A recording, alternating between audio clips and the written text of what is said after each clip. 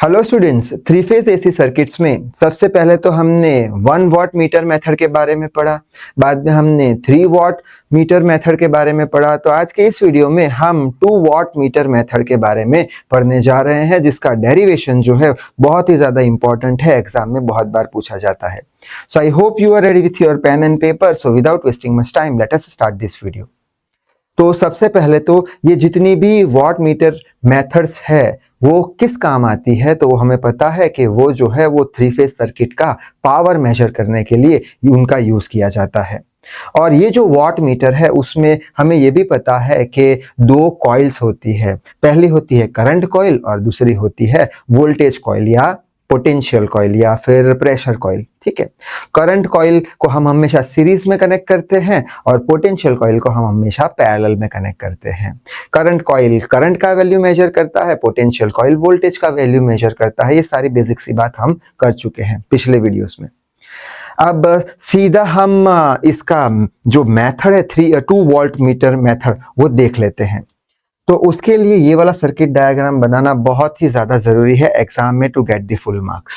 हमारे पास कितने वॉट मीटर है? 2 वॉट मीटर है। ठीक है, 2 वॉट मीटर मेथड से हम पावर मेजर करेंगे थ्री फेज सर्किट का। तो यहाँ पे हमने एक स्टार कनेक्शन बना के रखा है, थ्री फेज स्टार कनेक्शन, जिसके अंदर हमने आर फेस को एक वाइंडिंग के साथ कनेक्ट किया है। ये वाइंडिंग के पास कुछ टोटल रेजिस्टेंस होगा जिसको इंपीडेंस बोलते हैं Z। इसको हमने लोड के साथ कनेक्ट किया है, ऐसा भी बोल सकते हैं। बाद में हमने वाई फेज लिया है, वाई फेज को हमने एक लोड के साथ कनेक्ट किया है, वाइंडिंग के साथ कनेक्ट किया है जिसका इंपीडेंस Z है।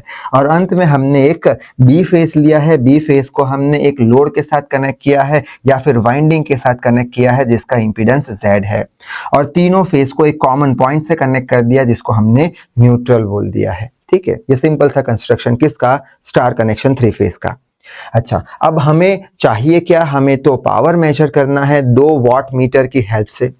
तो सबसे पहले तो हम 1 वॉट मीटर को आर फेस पे लगाएंगे। कैसे लगाएंगे कि हमेशा जो वॉट मीटर के अंदर करंट कॉइल जो होती है वो सीरीज में लगा देंगे। तो सीरीज में हमने लगा दी किसके साथ? लोड के साथ। ये जो आर फेस का लोड है उसके साथ सीरीज में हमने सीसी यानी करंट कॉइल लगा दी। ठीक है, जो करंट का वैल्यू मेजर करेगा।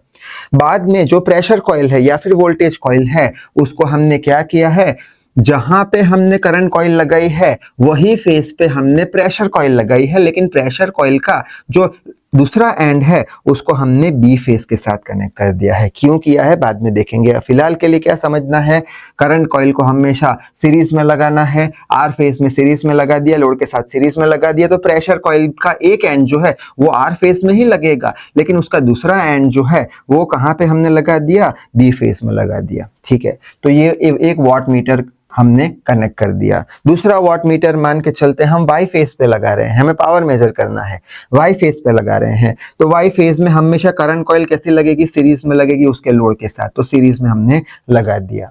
अब जो प्रेशर कॉइल होगी वो प्रेशर कॉइल कहाँ पे लगाएंगे? हम वाई फेस पे ही लगाएंगे। जहां पे करंट कॉइल लगाई है वहां पे ही प्रेशर कॉइल लगाएंगे, उसका फर्स्ट एंड वाई फेस पे लगाएंगे, लेकिन उसका जो लास्ट एंड है, दूसरा एंड है, वो हम बी फेस पे लगाएंगे। इसका मतलब क्या निकला कि दोनों जो प्रेशर कॉइल है उनका लास्ट एंड एक कॉमन पॉइंट के साथ कनेक्ट करना है ये मेथड में। और उसका जो फर्स्ट पॉइंट है वो कहाँ पे कनेक्ट करेंगे? अगर हमने आर फेस पे लगाया है करंट कॉइल तो फर्स्ट पॉइंट जो प्रेशर कॉइल का आर फेस में ही लगेगा, लेकिन उसका दूसरा पॉइंट जहां पे हमने दूसरे वॉट मीटर का प्रेशर कॉइल लगा है वहां पे ही लगेगा। ठीक है, आई होप बात समझ में आ रही होगी। यानी कि ये मेथड में क्या किया जाता है कि करंट कॉइल को तो जो फेज में लगाना है वो फेज में सीरीज में लगा देंगे, लेकिन प्रेशर कॉइल का जो लास्ट एंड है वो कॉमन पॉइंट से कनेक्ट करेंगे। और फर्स्ट एंड कहां पे कनेक्ट करेंगे? जहां पे हमने करंट कॉइल लगाई है वहां पे। आई होप समझ में आ गई होगी बात। ठीक है, तो इतने तक बात समझ में आ गई हमें। अब यहाँ पे हम लाइन करंट, लाइन वोल्टेज की बात करेंगे। पहले लाइन करंट की बात कर लेते हैं। वॉट मीटर हमने फर्स्ट आर फेस पे लगाया है, तो आर फेस में से लाइन करंट जाएगा आई आर। ठीक है, दूसरा हमने वाई फेस पे लगाया है तो वाई फेस में से लाइन करंट जाएगा आई वाई। अगर हम बैलेंस्ड लोड कंडीशन की बात करें, बैलेंस्ड लोड कंडीशन यानी क्या, हर एक में सेम लोड है, हर एक में 50 ओम 50 ओम 50 ओम रेजिस्टेंस है। तो बैलेंस लोड की अगर हम बात करें तो जितने भी लाइन करंट होते हैं वो सारे बराबर होते हैं। बैलेंस कंडीशन में बेसिक वीडियो में हमने पढ़ा था, यानी IR और IY बराबर होंगे, IL के बराबर होंगे, लाइन करंट के बराबर होंगे। तो वही लिखा है, for balance load condition line current R phase का, लाइन करंट Y फेज का किसके बराबर होगा, IL के बराबर होगा। ठीक है, हमने लाइन करंट की बात करी, अब हम लाइन पोटेंशियल की बात करेंगे, लाइन वोल्टेज की बात करेंगे। कैसे, जैसे कि हमने वोल्ट मीटर का एक एंड कहाँ लगाया है कि यानी यहाँ पे लगाया है, और दूसरा एंड ये वॉट मीटर का कहाँ पे लगाया है, यहाँ पे लगाया है, यानी ये वोल्ट मीटर के लिए पोटेंशियल इतना होगा, क्योंकि हमारा प्रेशर कॉइल या फिर वोल्टेज कॉइल आर से कहाँ पे गया है, बी पे गया है, तो पोटेंशियल इतना होगा। पोटेंशियल कितना होगा, वी के बराबर होगा, वी बी आर के बराबर होगा, क्योंकि हम कैसे ऐसे जा रहे हैं, बी आर, ये डायरेक्शन बताया है ऐसे, ठीक है, ये बी आर ऐसे जा रहे हैं, ये डायरेक्शन यहाँ पे बताया है, ये हमारा बी, और ऐसे जाएंगे तो आर आएगा, ये डायरेक्शन बी टू आर, ये डायरेक्शन में जा रहे हैं, तो वी बी आर ये पोटेंशियल हमारा लाइन पोटेंशियल हो जाएगा। ठीक है, दूसरा कौन सा लाइन पोटेंशियल देखेंगे, यहाँ पे वॉट मीटर लगाया है, प्रेशर कॉइल का एक एंड इधर है और दूसरा इधर है, यानी इतना पोटेंशियल चाहिएगा, यानी वाई और बी के बीच का पोटेंशियल चाहिएगा। हम ऐसे जा रहे हैं, ऐसे जा रहे हैं, बी टू आर गए, ठीक है, ऐसे करके हम कैसे गए, ऐसे ऐसे हम जा रहे हैं, ठीक है, ऐसे जा रहे हैं, ये डायरेक्शन में जा रहे हैं, तो ये डायरेक्शन में जाएंगे तो ये B और Y के बीच का है, ऐसे जा रहे हैं, ऐसे, तो B से Y जाएंगे तो BY या YB भी लिख सकते हैं हम। ठीक है, तो ये क्या होगा हमारा BYB, ये ऐसे जा रहे हैं तो YB, यहाँ से नीचे से ऊपर जाना है तो ये डायरेक्शन में जाएंगे, BYR हो जाएगा। ठीक है, BR हो जाएगा, यहाँ से शायद से बात समझ में आ रही होगी। ठीक है, ये डायरेक्शन में जाना है हमें। ठीक है, ये दोनों के बीच का कैसे ऐसे जा रहे हैं, यानी ये लाइन से ऊपर जा रहे हैं, ये लाइन बी की है, ऊपर की लाइन आर की है, तो बी आर लिख लिया। ठीक है, इसकी बात करें तो ऐसे जा रहे हैं, ऊपर से नीचे जा रहे हैं, तो वाई भी लिखना है, वाई भी लिखना है। भाई हो बात समझ में आ गई होगी। ठीक है, ये दो लाइन हमारे पोटेंशियल हो गए। बैलेंस कंडीशन में लाइन पोटेंशियल भी बराबर होते हैं, यानी वी बी आर और वी वाई बी भी बराबर है लाइन पोटेंशियल के। तो V B R B Y B किसके बराबर है, वी एल के बराबर है। ठीक है, इतनी बात भी समझ में आ गई। अच्छा, अब ये जो पहला वाला वॉट मीटर है वो कैसे रीडिंग देगा, तो वॉट मीटर W1 का रीडिंग, ठीक है, कैसे देगा ये वॉट मीटर, क्या देता है, पावर देता है। पावर क्या होता है, VI cos phi, हम पढ़ चुके हैं VI cos phi, तो वही लिखा है VI cos phi। ठीक है, V कौन सा होगा हमारा फर्स्ट के लिए, ये वाला VBR। ठीक है, VBR, तो हमने VBR लिख लिया।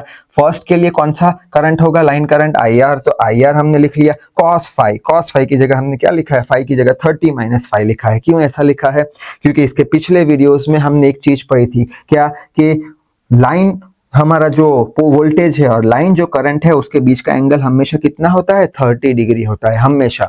वेक्टर डायग्राम बनाया था, याद है, दो वेक्टर के बीच का एंगल 60 था और बाइसेक्ट करके निकलता था 30 पे, शायद से याद होगा आपको, नहीं तो वो डायग्राम देख लेना। यहाँ पे फिलहाल याद रख लेना, क्या लाइन पोटेंशियल, लाइन वोल्टेज और लाइन करंट के बीच का एंगल हमेशा 30 होता है, इसलिए 30 लिखा है हमने। और -phi क्यों लिखा है, क्योंकि हमें पता है कि 3 फेज में, ये 3 फेज का डायग्राम है, 3 फेज में एक जो फेज होता है वो नीचे से चलता है, दूसरा फेज ऊपर से चलता है, तो हमने यहाँ पे नीचे से चलता है तो -phi कर दिया। ठीक है, बस इतना, +phi भी कर सकते हो। ठीक है, तो हमने नीचे से चलता है तो -phi कर दिया, +phi भी लिख सकते हैं। ठीक है, अब ये VBR किसके बराबर होगा, बैलेंस लोड कंडीशन में VL के बराबर, तो यहाँ पे VL लिख लिया। IR किसके बराबर होगा, IL के बराबर होगा, तो IL लिख लिया cos 30 - phi। ये मोस्ट इंपॉर्टेंट इक्वेशन नंबर 1 हमें मिल चुका है W1 का, वॉट मीटर 1 का रीडिंग का। ठीक है, उसी तरीके से सेकंड वॉट मीटर की रीडिंग की बात करें तो वो क्या मेजर करेगा, पावर क्या होता है, VI cos phi। ठीक है, सेकंड के लिए V क्या होगा, VYB, सेकंड के लिए V क्या होगा, V/V। और ये जो हमारा वॉट मीटर है वो करंट कॉइल सीरीज में Y फेस के साथ कनेक्ट करके रखी है, तो उसमें से कितना करंट फ्लो होता है, IY, तो IY लिख लिया। cos 30 + phi लिखा है, क्यों 30 क्यों लिखा है, 30 क्या होता है, ये हमारा लाइन वोल्टेज और लाइन करंट के बीच का एंगल हमेशा 30 होता है। +phi क्यों लिखा है, +phi इसलिए लिखा है कि 3 फेज के अंदर एक फेज ऊपर से चलता है, दूसरा नीचे से चलता है, नीचे से चलता है वो तो हमने कंसिडर कर लिया, अब ऊपर से चलता है वो कंसिडर किया नहीं, तो ये ऊपर से चलता है वो कंसिडर कर लिया। भाई वो बात समझ में आ गई होगी। ठीक है। बस वी वाई भी क्या है, लाइन पोटेंशियल है, वी एल लिख लिया, आई वाई क्या है, लाइन करंट है, तो आई एल लिख लिया cos 30 प्लस 5। ये इक्वेशन नंबर हो गया 2 हमारा। बस अब हम क्या करेंगे, W1 प्लस W2 करेंगे, यानी इक्वेशन 1 और 2 को ऐड करेंगे, ठीक है। बाद में इक्वेशन 1 और 2 को सब्ट्रैक्ट करेंगे, बाद में tan phi के फॉर्म में लाएंगे और लास्ट में cos phi यानी पावर फैक्टर के फॉर्म में लाएंगे, ठीक है। देख लेते हैं क्या करेंगे, W1 प्लस W2 करेंगे, दोनों की वैल्यूज है हमारे पास। तो यहाँ पे हमने एडिंग 1 एंड 2 जो इक्वेशन थे W1 प्लस W2 किया। W1 क्या था, VLIL cos 30 माइनस 5 था, प्लस करना है W2 क्या था, VLIL cos 30 प्लस 5 था। यहाँ से VLIL, ये VLIL कॉमन निकाल दिया हमने, बचा क्या cos 30 प्लस 5, यहाँ पे बचा, ये प्लस का साइन लगा दिया, cos 30 प्लस 5, ठीक है। 30 माइनस 5 30 प्लस 5 आ गया, ठीक है। अब VLIL एज इट इज हमने लिख लिया, ये क्या है हमारा cos A माइनस B, ठीक है। cos A माइनस B का इक्वेशन क्या होता है, याद है, cos A cos B plus sin A sin B, ठीक है। तो वही है cos A cos B plus sin A sin B। तो क्या होगा, cos A cos B cos 30 cos B यानी 5 plus sin 30 sin 5 sin 30 sin 5 cos A cos B plus sin A sin B, ठीक है। ये हो गया, बाद में प्लस का साइन है तो यहाँ पे प्लस का साइन आ गया। अब ये भी क्या हो गया हमारा, cos A प्लस B हो गया, cos A प्लस B का क्या होता है, cos A cos B minus sin A sin B। तो cos 30 cos 5 minus sin 30 sin 5। I hope trigonometry के इक्वेशन आपको पता होंगे, ठीक है। यहाँ पे sin 30 और ये माइनस sin 30 sin 5 ये कैंसिल हो जाएंगे, बचेगा क्या, 2 बार cos 30 cos 5, ये एक बार ये 2 बार, तो 2 बार cos 30 cos 5 बच गया। बाद में हमने cos 30 का वैल्यू डाल दिया √3/2, 2 से 2 कैंसिल हो गया, तो ये आंसर क्या आ गया, √3 यहाँ पे ले लिया, VLIL cos 5। तो ये हमें मिल गया W1 प्लस W2 का आंसर। उसी तरीके से W1 माइनस W2 ढूंढ लेंगे हम, ठीक है। tan phi में कन्वर्ट करने की कोशिश कर रहे हैं, तो सब्ट्रैक्टिंग 1 एंड 2 यानी W1 माइनस W2, W1 ये रहा पूरा वैल्यू, माइनस करो W2 ये रहा पूरा वैल्यू, बाद में VL कॉमन निकाल दो, इनटू द ब्रैकेट ये टर्म बच जाएगी, ठीक है। cos 30 माइनस 5 और ये माइनस साइन यहाँ, तो माइनस साइन यहाँ लगा दी, ठीक है। वापस से क्या हो गया, ये VL लिख लिया, वापस से cos A माइनस B का फॉर्मूला हो गया, क्या होता है, cos A cos B plus sin A sin B। तो ये cos A cos B plus sin A sin B, ठीक है। ये A है ये B है, माइनस साइन लगा दिया यहाँ पे। ये वापस से क्या हो गया, cos A प्लस B का फॉर्मूला, A 30 है B 5 है, cos A प्लस B का फॉर्मूला क्या होता है, cos A cos B minus sin A sin B। तो cos A cos B minus sin A sin B, ठीक है। इतनी बात समझ में आ गई। अच्छा, अब यहाँ पे कुछ चीज को एडजस्ट करना पड़ेगा, ठीक है, क्योंकि ये हमने ब्रैकेट में लिखा है, ठीक है। ये हमारा ब्रैकेट में है, ये पूरा ब्रैकेट में आया था, ये पूरा ब्रैकेट में आया था cos A प्लस B का पूरा, ठीक है। तो ये ब्रैकेट को ओपन करेंगे तो cos 30 cos 5 as it is लिख लिया, sin 30 sin 5 as it is लिख लिया, ये माइनस साइन है तो माइनस cos 30 cos 5 आ गया, माइनस साइन अंदर जाके प्लस हो जाएगा, तो ये प्लस हो गया, ठीक है। ये cos 30 cos 5 cos 30 cos 5 cancel, तो ये sin 30 sin 5 2 बार आएगा, तो 2 बार sin 30 sin 5 आ गया, बाद में sin 30 का वैल्यू 1/2 रख दिया, 2 से 2 कैंसिल कर दिया, सो बचा IL VL sin 5। ये किसका वैल्यू मिल गया, W1 माइनस W2 का। बस अब W1 माइनस W2 का रेशियो ले लेते हैं, तो वही किया है, W1 माइनस W2 कर रहे हैं, W1 minus W2 divided by W1 plus W2। W1 क्या है हमारा, ये रहा IL VL sin 5, तो IL VL sin 5 लिख लिया। W1 प्लस W2 क्या है, √3 VL IL cos 5, तो VL IL cos 5 लिख लिया, VL VL IL cancel, sin 5 by cos 5 tan 5 आ गया, और बचा क्या 1/√3। यहाँ से tan 5 को सब्जेक्ट अगर बनाते हैं तो √3 यहाँ चला जाएगा, तो √3 W1 minus W2 divide by W1 plus W2, ये हमें मिल चुका है tan 5 का वैल्यू। अब हमने tan 5 का वैल्यू क्यों ढूंढा, क्योंकि हमें पावर फैक्टर चाहिए। तो पावर फैक्टर क्या होता है, पावर फैक्टर होता है cos 5, तो tan 5 से cos 5 आराम से हम ढूंढ पाएंगे। तो नेक्स्ट स्टेप में हम क्या करेंगे, इसकी PDF नोट्स डिस्क्रिप्शन बॉक्स में अवेलेबल है, वहां से डाउनलोड कर लेना, ठीक है।